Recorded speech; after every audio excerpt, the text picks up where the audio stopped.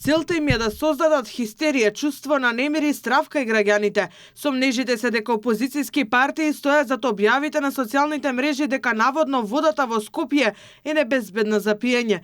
Премиерот Христијан Мицкоски вели дека владата еден ден претходно била информирана дека ќе се шират пораки дека водата во Скопје е загадена со бактеријата Ешерихија коли и дека се подготвува хибриден напад преку социјалните медиуми. Според премиерот, слично било и минатата година кога организирано преку социјалните мрежи се пишуваше дека државата ќе банкротира, дека ќе влезат илјадници мигранти, но и дека ќе имаме енергетска криза. Јас се надевам дека со новите измени во кривичниот законник ќе има и казнена одредба за ваквите лица кои што свесно создаваат хистерија, односно вршат свој хибриден напад, создаваат чувство на немир, чувство на страв кај граѓаните, но она што мене посебно ме загрижува мислам дека тука има и некои други, би рекол, повеќе комерцијални обиди, бидејќи за еден ден наеднаш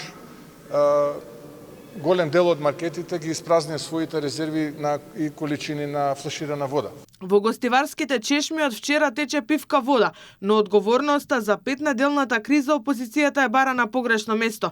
Мицкоски не очекува СДСМ да го обвини актуелниот градоначалник кој е одговорен за безбедноста на водата, бидејќи социјалдемократите му дадоа поддршка на локалните избори. Ништо не било превземено некои претходни министри.